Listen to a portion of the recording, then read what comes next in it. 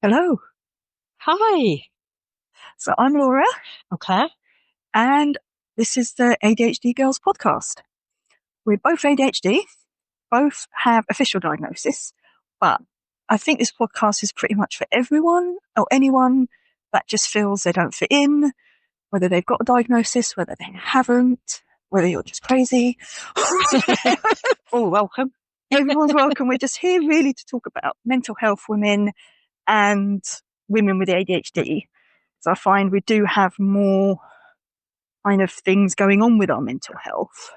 I think there's a lot of interplays in there with the hormones and everything. Just to give a bit of context, we are middle-aged. Young at heart, Young at heart, yeah. but we are, so hormones do start to play a role in these things. And we'll come on to that in a lot more detail, because I think that's a really interesting topic. But yes, we're a couple of women, and give a context, we're just having a little stroll around the park because we find that exercise and being out in nature is really beneficial. So how have you been this week, Laura? Well, what we were saying just before, I think we've both got this throat thing. Yeah. I think everyone in the country has. And I feel this is why I think when anyone else is ill, obviously they're ill, we're not kind of gonna, everyone's ill, get that. But I feel when you're ADHD, when you're a woman, when you have the middle-aged joys of middle-age going on, it just feels to really, I think with ADHD you feel everything more. Oh, definitely. And I think you're struggling quite a lot. And I think, speaking for myself, I can hold things together for so much. And then it can take one thing and it's like, yep, that's tipped me over and everything's gone to shit now. And it boils out. Yeah. So, yeah, we're both battling, feeling under the weather, but feeling much better for being outside. This is one of my things, is to be, and yours as well, Laura, to be outside, be moving. ADHD, I find, needs movement. Yeah, I find if I'm stagnant, everything's worse. Yeah. And I find it's that momentum of habits. When I get into a habit of going out, it becomes easier. Yeah. But when you're feeling not great, everything's more hard. Yeah. And it's that habit of trying to get back into, it's good for you, but should we talk about, the feeling of stuckness, I think. And I think these are things that everybody will relate to, whether you're ADHD or not. But the issue is everything's a lot more. So the emotional dysregulation is so much more of an issue. So yeah, being off kilter. And really I think this is the time of the year, because we are end of September. Yep. It's that time of year, yeah. Viruses. Buck season. It's Buck Festival time. I mean, I've got a daughter. She's got Buck Festival. Is it like just when everyone's ill with the Buck Festival? Oh, the same thing. I was thinking. Just asking me, what is a Buck Festival? Like, is this a thing? Is this a festival that she hasn't got tickets to? And I thought it was something about deer. Buck deer. I was like, here's how my mind works. I'm thinking, what's Buck Festival? What? I don't know. There's a deer that lives around here. Laura, like, am I missing out on something? Is this a place to be? Yeah, it is the place to be. Buck Festival is what I call when it's that time of the year when everyone's ill. We're all in sizable and everyone's got school and festering, spreading. Everyone's got something. Yeah. And that's what I call Buck Festival season of there's always something.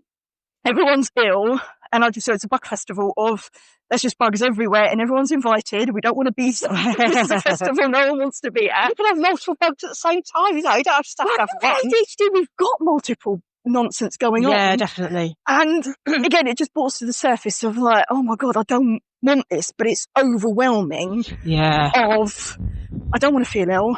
I am ill, but I've also got all the other stuff of ADHD. And so with ADHD, you can push through things and you can overcome things and you can be firing on all cylinders.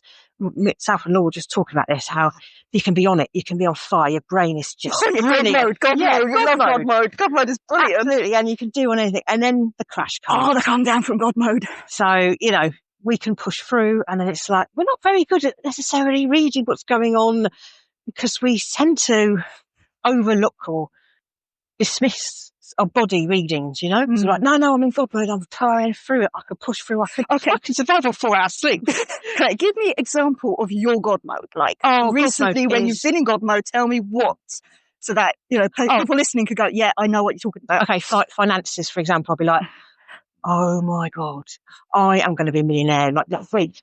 And it's so easy. And I know I've learned the formula. I know how to do it. And how have I never known this before? Because now I know it. It's amazing. And I'm going to do it. Mm-hmm. And I'm going to spend hours a day on top of going to work reading about this and implementing it and creating new lists and creating new project boards. And it's going to be all consuming, but I'm going to do it. And it's just like, how did I never know? Yeah. So I do it and I crash and I burn. And then I'm like, okay, that didn't work. You're a failure. And then I'm like, wait till the next inspiration comes along. The extremes, could you give me an example, Laura? Well, I love my writing. So I'm writing a few different books at the moment. They're all like non-fiction. I love my creative side, I find. And I think with people with ADHD do have that creative spark. Like they've got multiple, the side hustles, the projects, the, things going on. And for me, it's my writing. I love stories. I love creating worlds and creating, I get so involved when I watch something. I think, I'm there and I love that. That's what I want to create. So I've written a few books of different genres. And when I'm in that mode of, oh my God, this is what I want it to sound like. This is what I want my character to be. You get so absorbed with your thoughts on, this is what I want. This is what I want. And you're in that kind of thing. This book is going to be amazing. Like whoever reads it is going to be like, oh my God, I love this. This is brilliant. And then the come down from that after a couple of, and for me, it could take days or even weeks. Yeah. I find God mode can, I don't know, it depends on the momentum I get with things. And then it's a come down of, no one's going to read this. This is rubbish. This is absolute crap. Like, what am I even thinking of writing a book? Like, who am I? What the hell is wrong with me? This is, who's going to actually read this rubbish? This is just utter crap. But then you're also dealing with the fact you're probably exhausted as well. So you've got all these things on top of the fact that you've worn out from it all, from all this extra stuff you've been doing. Yeah. It's a double-edged sword. It is. It's like, not only do I feel like I now feel like I've wasted time and I'm so tired and now I've got to hunker down and and just wait till the next inspiration comes along. Button gets pressed. But this is what I think it's that thing of, it can last different stages. And I think that's a frustration of, sometimes it's days, sometimes it's weeks, sometimes it's months. And I find, personally for me, going into winter, I get affected by that sad. The days are shorter, gets dark earlier, it's colder, you get less sunlight. And for me personally, that really affects me. And I wish it didn't. I really wish it didn't, but it does. And I'm slightly managed that. I sort of try to push through it, and I sort of have the attitude of, in a funny way, I'm finding summer can be really hard because there's so much pressure. It's like, we only get this once a year where we have a really long day. You've got to make the most of every second of the day. Like, in a way, I find that more pressure, I think, to when it's shorter days. Because I feel like if I'm sat doing, if I'm not being productive during the summer, it's like, you're wasting time. The nights are simply drawing in. You've got to get out there. You've got to be doing this. You've got to be doing that. But I totally get what you're saying about the winter. Yeah, it is depressing knowing that we're going to be coming up to darkness. For me, it's the darkness. Oh, the darkness is That's grim. what I think for me. It's that. And this is why, again, we go back to what we were talking about earlier, coming out into nature, into just, and I mean, we've talked about a lot about this when we go into woodlands and things, the benefits scientifically been proven about the benefits of walking out in nature and everything else. And the things that, I can't remember the name, but stuff that trees give off. Trees are communicating and they're giving out some chemicals. I can't recollect what the names are, but we'll look at that for another episode. But basically, and also our eyes are adjusted to see so different types of green. The dog, for instance, won't see all this green, but humans, we need to see green. And if you look around you now, look how many different types of green there are. With shades, it's just really calming. I remember when it's that nature therapy thing, nature bathing, forest bathing. Forest bathing, yeah. And, they say once you stand still and actually just observe around you, and I think that for me, I'm always on the go. Yeah. I'm always, because in my brain, we talked about this. So our theory is normal brains are like a computer, we'll go from A to B and C and whatever. But I find for ADHD people, we've got quantum brains where it will go into every known or every possible scenario all at once. That's like multiple scenarios all happening at the same time that you've got to compute rather than like a linear or like consecutive. Yeah. It's just straight away like, okay, we won't go to we're going to go to every known option. We're not just going to go from A to Z. We're going to go 1 to a billion, 1 to, you know. I can feel like if I make a decision, I feel like I'm pinning myself down because there's so many more possibilities. So I find it really hard to make those decisions that I need to. And this is the crux of ADHD, is decision-making executive function. Because I think, well, hang on, I haven't considered all the other billion options I could have. I feel it's either we see too much or we hear too much for the brain to compute sometimes. And then we've got the best bit is rejection. Oh, what's it called? Oh, rejection sensitivity dysphoria. Yeah. And I think for women, I don't know, again, men, I can't, you know, say for men as well, I think with ADHD probably, but for women, I know from my experience, it is so intense. It is so like, oh my God. And this is where I think it goes into when you got God mode, nothing, you know, everything bounces off you. You can't touch. Yeah. And then you go into the other extreme of that where everything comes in. Yeah. And yeah, again, it's too much. It's, what can you, and I think it's managing that is just being kind to yourself. Absolutely. But that's really hard when you're in that place, isn't it? Like we were talking earlier today, because we're both not feeling 100%. It's how do you manage yourself when you've read all this stuff? You know, there's so much, and I think there's so much out there at the moment, which is brilliant. But it's still, I think you have to be in a certain frame of mind. I mean, even though like Laura's a really good friend of mine and we're both ADHD and understand each other, I can still think, you know, I mean, just talking earlier about, he's so cool. Some of our WhatsApp messages disappeared and my first thought, even though it's not logical, is to think that Laura's deleted me. Why is she not talking to me? She's deleted me off WhatsApp. And I know it makes no sense at all that would happen. It's almost like out of control. And I think it's recognising that and going, oh, do you know what? It probably isn't that. Take a step back, go and do something else, go for a walk, because it probably isn't what you think it is. That is, definitely. Because obviously, I obviously didn't do it. There seems to be a weird glitch at the moment. But I think at the moment there is a lot of weird cyber stuff going on. Yeah, you just don't know. On the news, it's like, this is being hacked, that's being hacked. And you're just like, okay. But then, like you say, like, underneath, you just get that rejection. Yeah. Why is this happening to me? Like, that's so weird.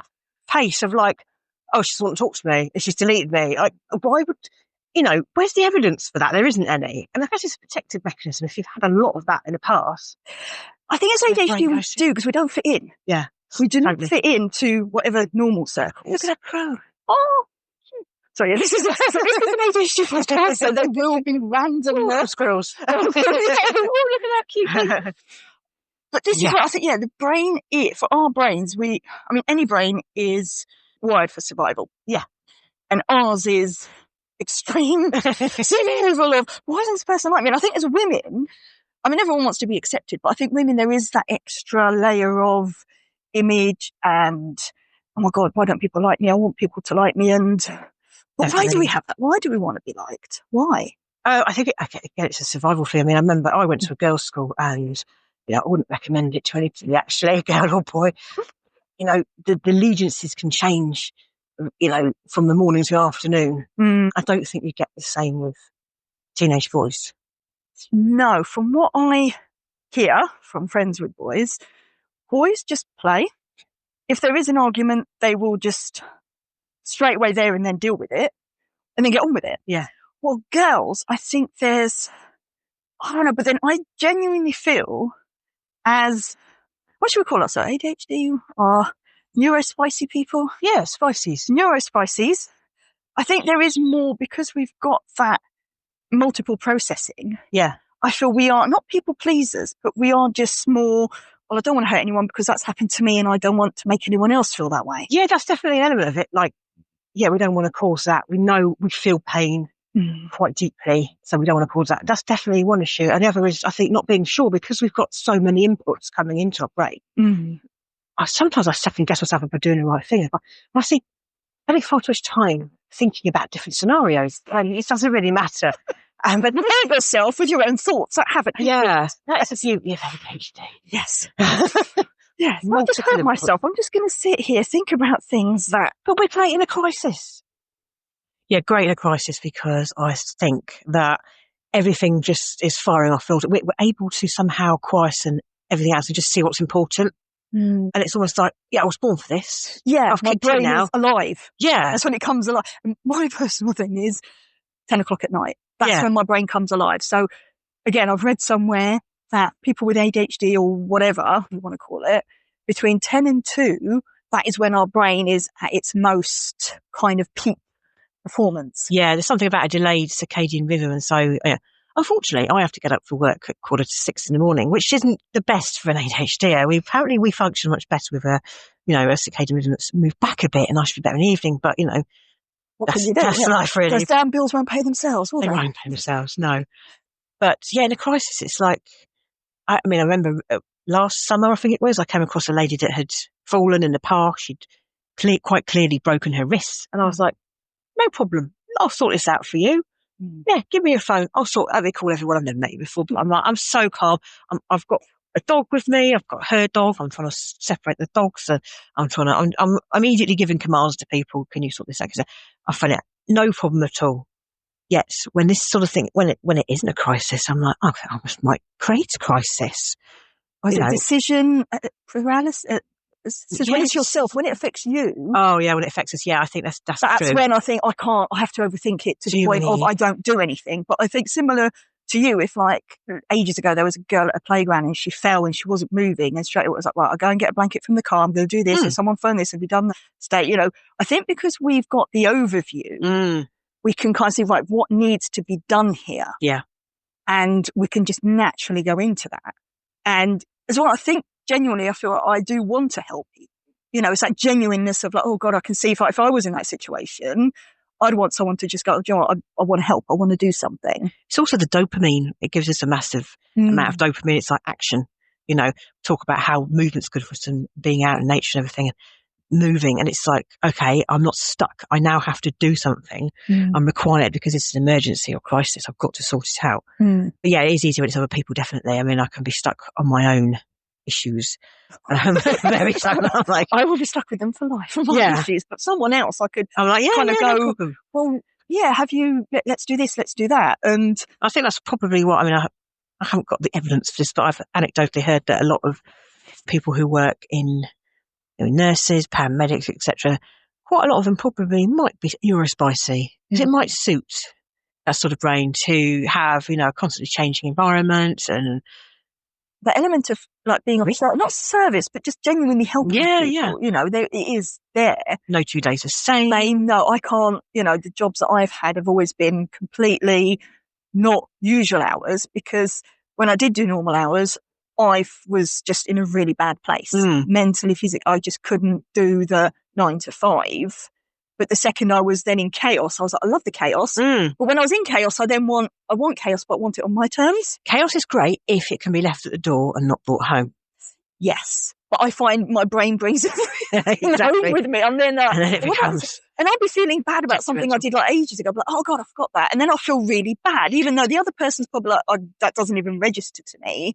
And I'll be there thinking about going, oh, I feel bad for that. So I like chaos to be left at the door, and I like it to be something that I can pick up and leave.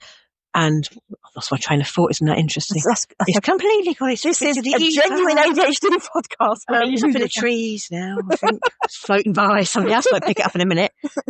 Yeah, something about I like structured chaos. So if I was to say to myself, right, tomorrow, you can go on a day trip somewhere. You can turn up and you can just go somewhere completely. That's great because it's for a structured time. So but I know that I need structure, because if I don't, the ADHD will just go ranting all over, and it's. Well, sometimes I feel I then don't do anything. If I've got too much, I'll just go, I can't. Like if I have a day where it's like you can do anything today, my brain goes into so many scenarios that sometimes I'll be like, I can't do anything now because I don't know which is the right choice or which one I can get the most out of, or which one is best. Or my personal thing is I have a thing with perfection, which I know there is no such thing as perfection. But in my mind, especially when I'm writing or doing anything, it has to be perfect. Sure. It has to be of the highest standard.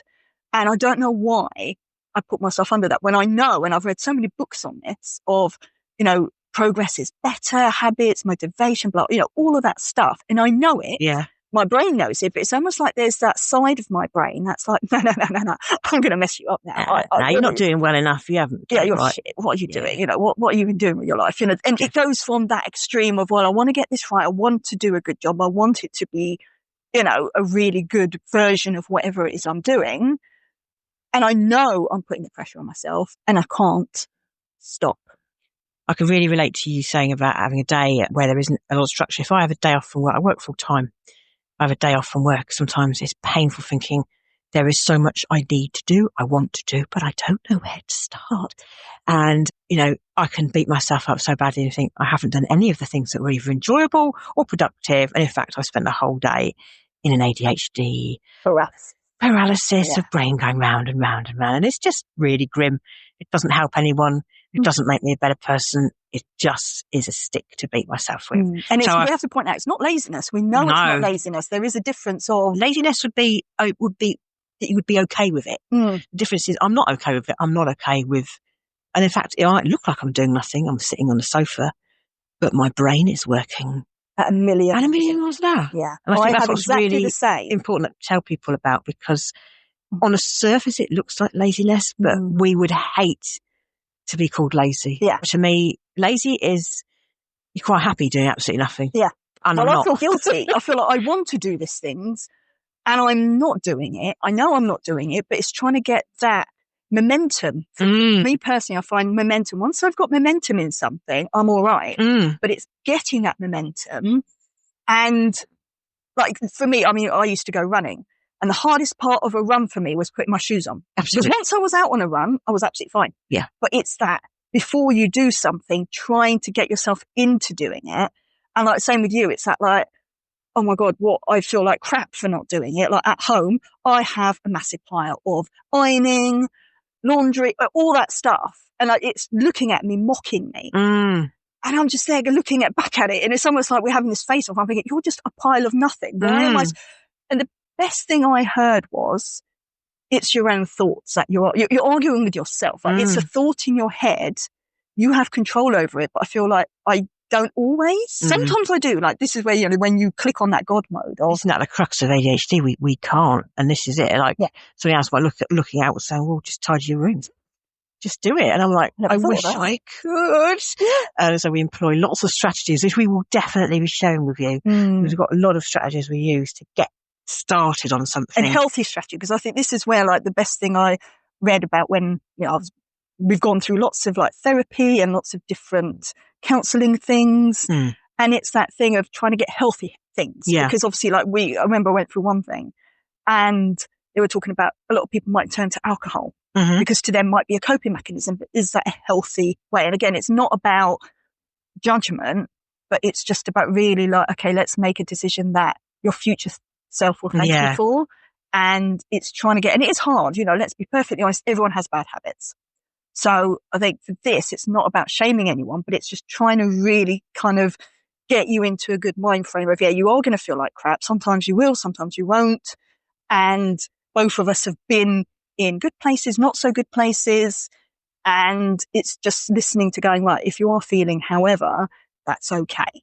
The biggest thing is to not have a go at yourself for the thing you can't do, because that's just like doubly, it's doubly painful. Like you say, Laura, I'll be looking at piles of stuff or thinking the room's a mess. And I know that I'll function so much better if it's tidy. I know, because my brain will be clear. But then I'm beating myself up. It's like, well, this is something a teenager learns to do, tidy their room. Why the hell can you, as a 40-something-year-old, struggle with that?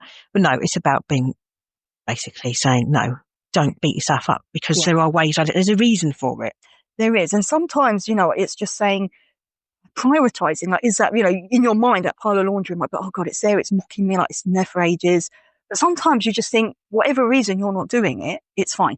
Yeah. It's just being that thing of like, do you know what, you are going to have bad days, you might have bad weeks, you might have bad months. I'm having a bad life, but but it will sometimes, and sometimes you just feel like, and I think that to me can easily get into a downward spiral. Yeah. Of, well, that's crap. Oh, I can't, that's really affecting me more than it should. And for me, I find like, I then go, why is this affecting me? Like, for God's sake, I should be in charge of myself. Yeah, I should. You picked up there, you said should. It's a horrible word, isn't it? I should. For me, it's like, you should be able to do this. You're an adult. Yeah.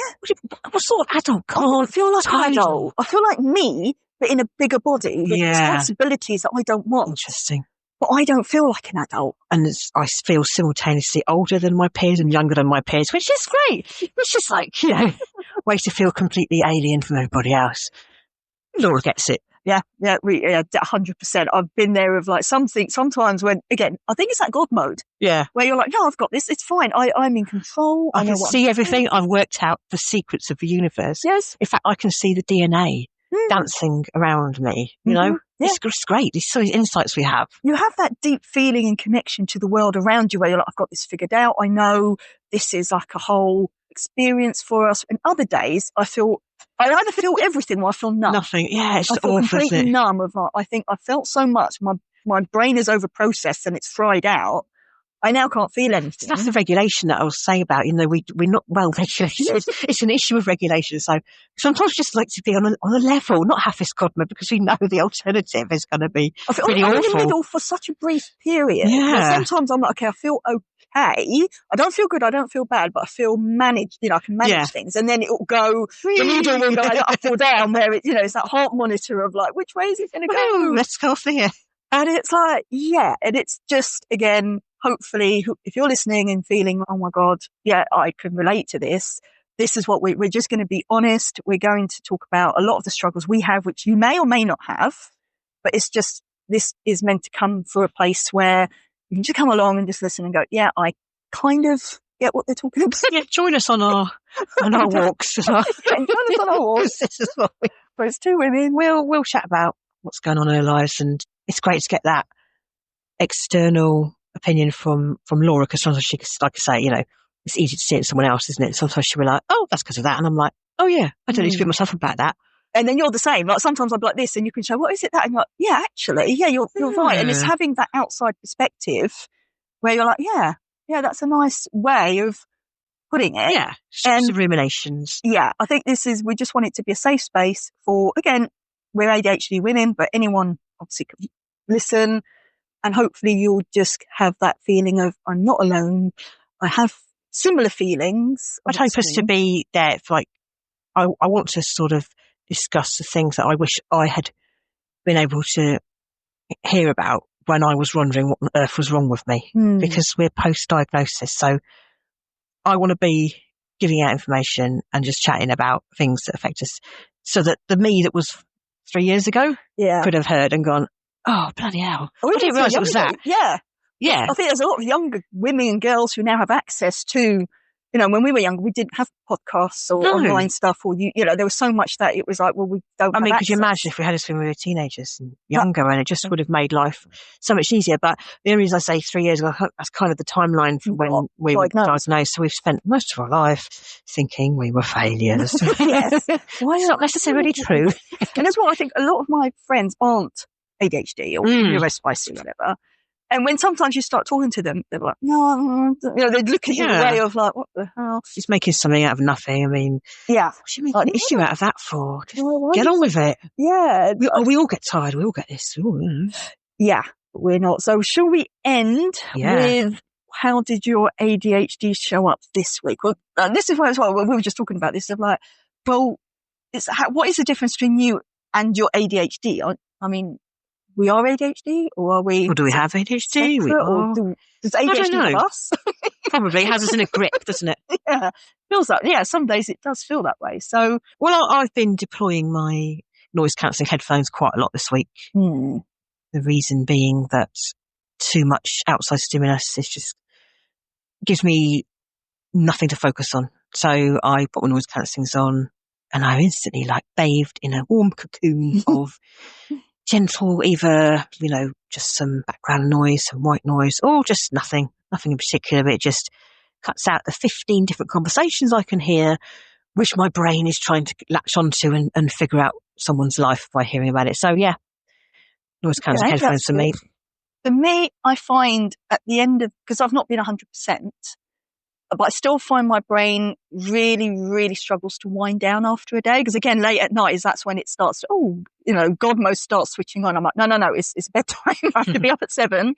So I go on YouTube And there's so many like sleep things, sleep noises, sleep. Yes. So I listen to by Relatable Beat. Yes, There's also the singing bowl. There's so there's much brown on noise, there. And there's white noise. Oh, it's brilliant. Green noise. Oh yeah, I know. Brown noise. It's just brilliant, it's isn't great. it? Yeah. That is why I think as well, you need to find whatever suits you.